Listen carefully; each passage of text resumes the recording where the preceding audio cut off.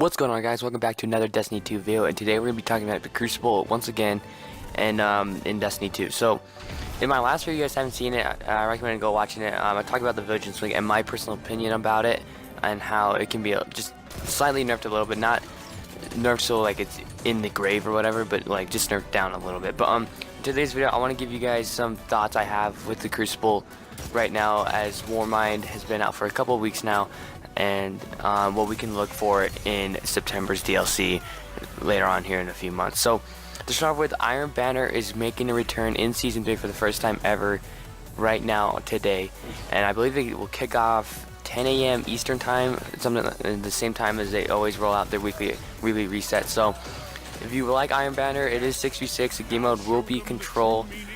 This will run until next Tuesday, and if you guys want to get those new weapons, you're gonna have to grind a lot for this week. So they're adding a sniper, a rocket launcher, a hand cannon, an SMG, an auto rifle, and a sidearm as well. So as you guys can see from the thumbnail picture, I did put the Iron Banner post, or the new Iron Banner picture, I believe that Bungie released, and it was of the Hunter, Titan, Warlock in the new Iron Banner gear. To be honest, the Hunter's armor looks absolutely disgusting, looks amazing, as well as the others. You're gonna have to grind a lot just to get just the armors, because we all know the loot pool in this game kind of sucks right now, and the luck of getting everything is kind of rare unless you grind if you grind a lot.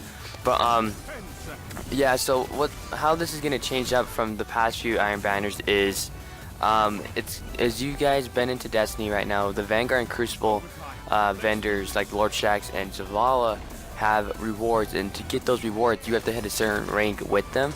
Iron Banner is going to be doing the same thing, so I think that's a great decision by Bungie to do that. I think it just brings out the more competitive side of things, or the more grind to people whoever puts in the most time, and it gets the best loot and stuff like that.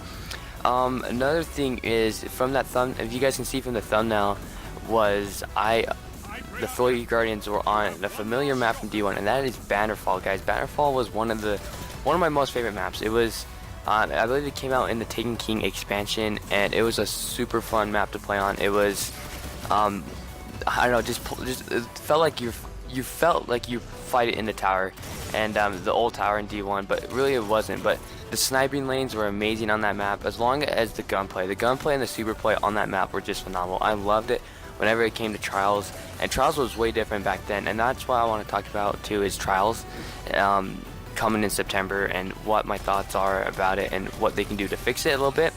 But yeah, that's mainly it for Iron Banner. If you guys want to hit Iron Banner should be coming out here soon in a couple hours. I'm recording this on a Tuesday as well, so it should be out soon with the weekly reset. But to start off with, some speculations and theories I might have for this September DLC is, we all know for sure it's going to be a Taken King size expansion, which is a great thing to have. It brings more variety to the game, brings more game modes to play, brings more things to go after.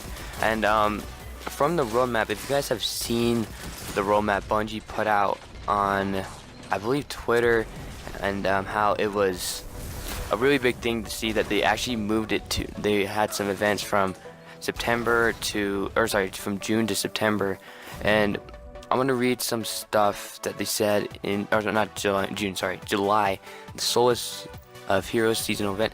I'm guessing that will be kind of like a 4th of July type thing, and since Bungie Studios is from America, and I think that's what they're gonna be doing, but I might be wrong, who knows. Another thing in July is bounties. So bounties is a really good thing to bring back. Bounties was something you would do every time you hopped onto Destiny, whether that was a Vanguard one or a Crucible one.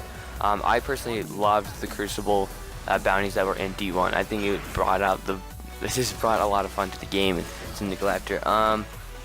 Expansions 1 and 2 will get a raid layer. To be honest, I haven't done the new raid in the Warmind DLC. I feel like they made the light just a little bit higher, and with the recent wall at 345-ish, where you just hit and then it's impossible to get out sometimes. That's where I'm stuck right now. Like, I'm at 355 on one character, and some of my other two characters are trying to get up to 350 right now. So it's really hard to get them all the way up there, because one reason is because of that wall at 345, and it's really hard. Another thing in July is PC client text chat. Nothing that's gonna apply to me. I don't play on PC, I play on Xbox. So if you're on PC, you'll be able to have that to your advantage, which is a really good thing. Year 1 triumphs is one of those interesting things coming in July. We don't know what it is, but will it be like the Age of Triumphs, or will it be like these miniature these miniature triumphs that we've had in D1, where it was like complete the raid and do this and do that? But the problem is, in D1 when we did those triumphs, you got an emblem. If we get an emblem again, that'll be kind of disappointing, and we do not want to have that happen. And then they say more exotic armor changes. This is all coming in July. We don't know what date, but more reason to be excited for it. And in September, that's when year 2 season 1 is gonna kick off. So it looks like Bungie's gonna do 3 seasons in a year, which is not that bad actually. In September, we'll get gear collections, records, weapon slot changes, weapon randomization, new gameplay modes, and more yet to be revealed. So with the random roll situation, I think that's a great move. That's one thing that Bungie kind of killed this game with, was the no random rolls, just static rolls in general. So it's kind of disappointing that they're actually adding it in now, which should have been in the game at first.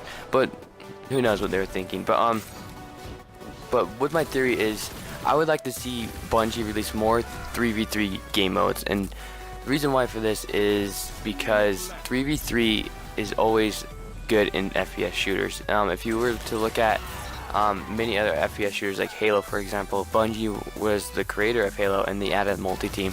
That multi-team in Halo was one of the best game modes to play in, and they even added it in Destiny, in the first game of Destiny, and had it in Trials, Salvage, and Skirmish. So really fun game mode to play, and to see them taken away and to make it 4v4. Don't get me wrong, 4v4 is fun, but I don't feel like this game's going to competitive whatsoever, like esports and stuff like that. I don't think it has a chance to go to esports, mainly because of the meta right now and how kind of unbalanced some weapons are. But that doesn't mean they can or can't, but I certainly think they can. I think they're great suited to do it, but with all the lies and some other like stuff that's happened throughout Destiny 2's lifespan, I don't think it's going to be happening. If you guys were to look at Fortnite's actually going to esports right now, which is crazy to think about. No one knew Fortnite was going to go to esports, but we saw it coming. Fortnite's been becoming the biggest game right now. But hope you guys enjoyed this video. If you guys have any theories about what we can see in the September DLC, let me know in the comments below. I want to hear your guys' thoughts. But please like, comment, subscribe, and I'll see you guys in my next episode.